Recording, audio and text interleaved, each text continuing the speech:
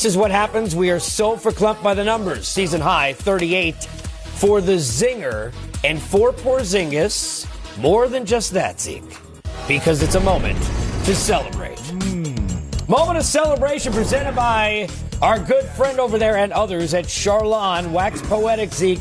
Rust coming off. And I am truly happy for KP, one of my favorite players.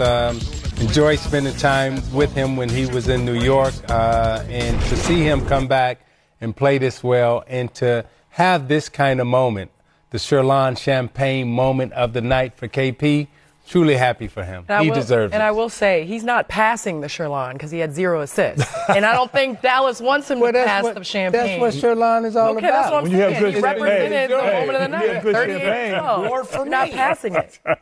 I mean, I'm used to that here on this set. When the champagne was out here, it was gone very quickly. But I want to get back to what you talked about because it's a theme of the night. And I'm not trying to compare Doncic and KP, Embiid and Simmons, but duos, right? Learning to grow together when both have abilities. From the outside, it's easy. Hey, we get in a room. What's the hardest part for the two of them about making both of their games get to a top level at the same time? Well, when you have two guys who are used to being, the number one option, it can be difficult. It can be challenging. And so it's just getting reps together, getting games together out there on the court. I do think, though, as Candace said earlier, it forces Porzingis to not, settle or use the excuse of working my way back when Doncic is out. When Doncic is there, you can kind of get back into that mode. We talked about coming back from an injury. You're still trying to trust yourself. You're trying to, can I do this day in and day out? Luka gone, and almost like there's a sense of urgency, like I got to go out and be great. I just want them to be great together.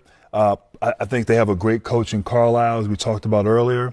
But it's going to take a little bit more time, and I think Porzingis has got to be a little bit more aggressive. But when you have two guys who are accustomed to being the focal point, it takes a minute to figure it out. We talk about, when LeBron went to various teams in Cleveland and it took some time. So if Porzingis just can stay healthy and put together consecutive days, weeks, months of health, and this team can play together, I think they'll get better and better and be at their best at the end of the season. I'll say this. Powell being out, you're going to see a lot more of the pick and roll because Luka and Powell were the number one duo for pick and rolls in the NBA.